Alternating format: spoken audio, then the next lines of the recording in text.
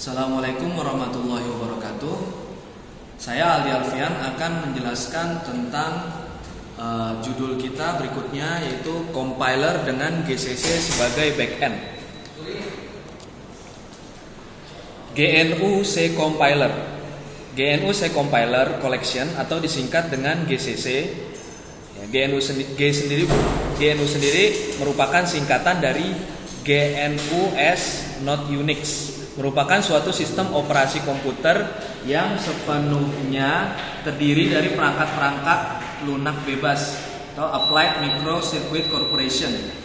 GNU Compiler Collection, biasanya disingkat sebagai GCC, adalah kompilator sistem yang dihasilkan oleh proyek GNU mendukung berbagai bahasa pemrograman.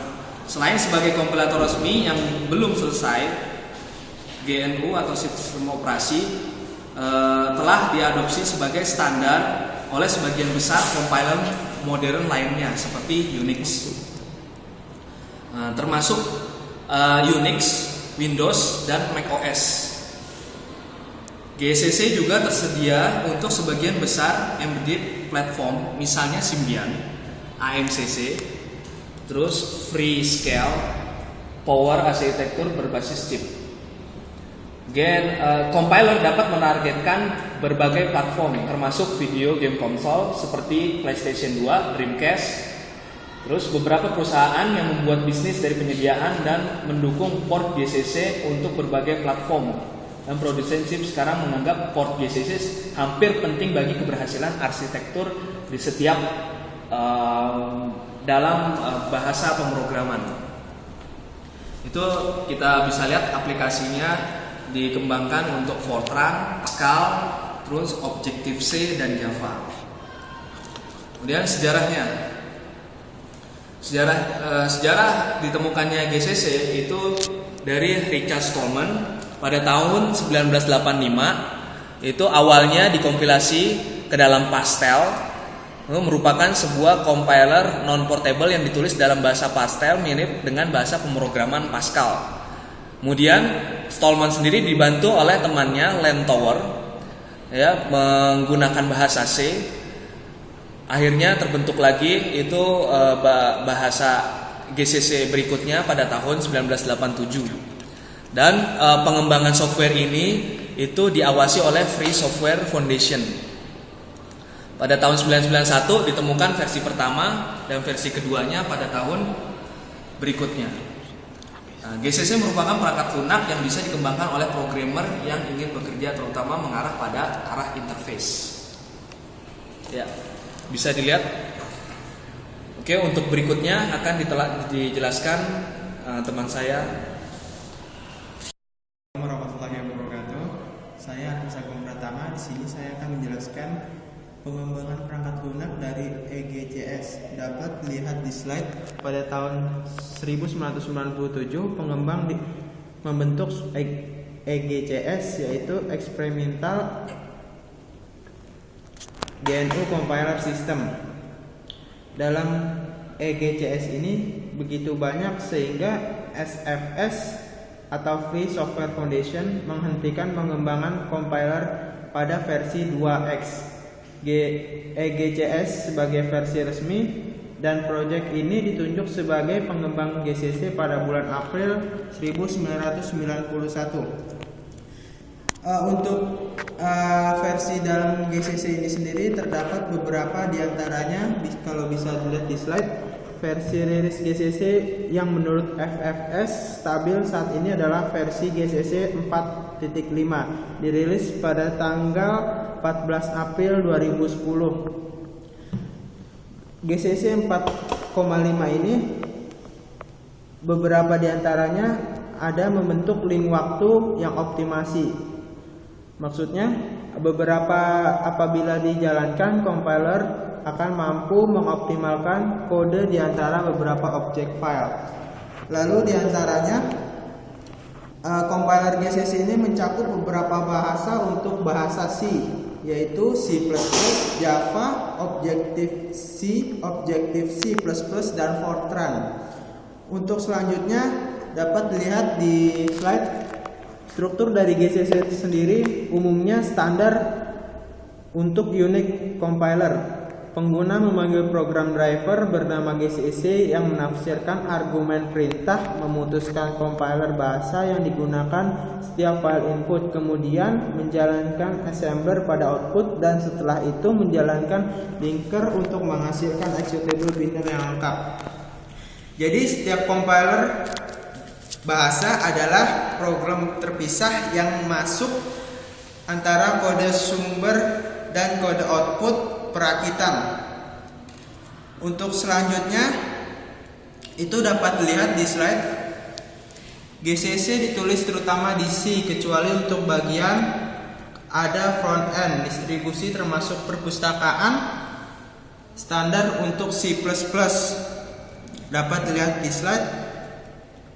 Dan untuk materi selanjutnya kita langsung menuju ke optimasi. Optimasi dapat terjadi dalam tahap kompilasi, namun sebagian besar optimasi dilakukan setelah analisis yang umum. Meskipun agak bertentangan, nama ini bagian dari compiler adalah akhir tengah. Dapat dilihat sendiri, di situ ada beberapa keterangan dari optimasi tersebut. Untuk langkah berikutnya yaitu kita akan membahas tentang backend. Backend adalah sebagai perilaku dari GCC yang ditentukan oleh prosesor makro. Bagian depan, bagian belakang untuk membantu memutuskan generasi RTL. Setiap saat dengan RTL sebenarnya untuk representasi instruksi program harus sesuai dengan deskripsi mesin arsitektur target. Ya, untuk pembahasan selanjutnya dapat dijelaskan oleh saudara saya Bagus. Assalamualaikum warahmatullahi wabarakatuh. Nama saya Bagus Anggita. Nama saya Bagus Anggita Gatama. Saya akan menjelaskan tentang compatible pada IDE.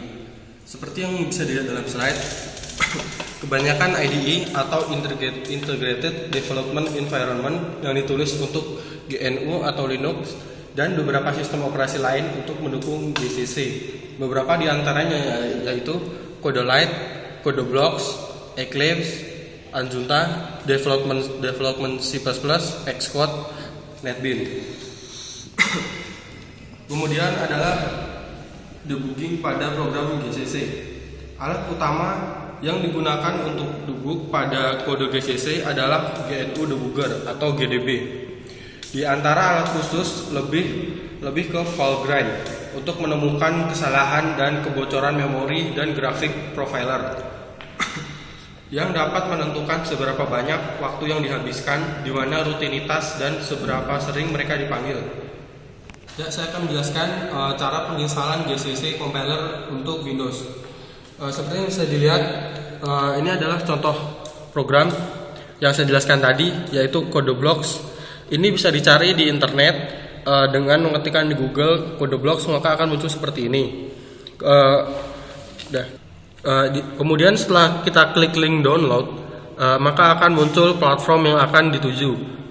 Kita untuk saat ini akan mempelajari untuk platform Windows.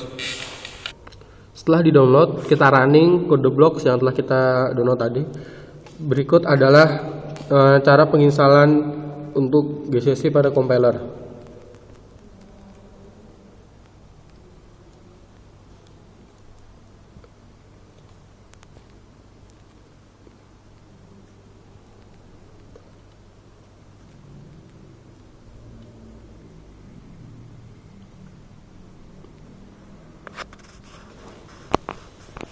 Setelah penginstalan selesai, kita belum bisa langsung menggunakan compiler tersebut. Kita masih harus mengesetting ulang variabel untuk sistemnya. Caranya adalah dengan klik kanan pada My Computer, terus pilih Properties, kemudian pilih Advanced, kemudian di sini ada variable name dan variable value. Pastikan tempat instalasi yang sudah install sesuai dengan program yang akan kita jalankan nanti.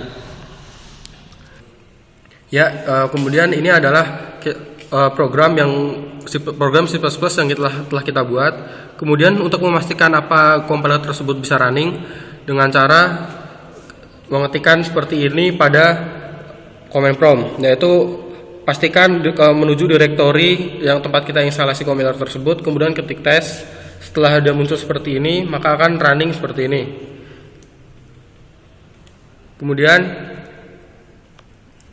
Kemudian kita ketik gcc -o. Ini berfungsi untuk menampilkan kompiler tersebut bila ingin program yang kita jalankan bisa diakses di internet. Ya, sekian presentasi dari kelompok kami. Kami mohon maaf karena teman kami yang bernama Rizky Aprian tidak bisa hadir karena disebabkan oleh kecelakaan. Kurang lebihnya mohon maaf. Assalamualaikum warahmatullahi wabarakatuh.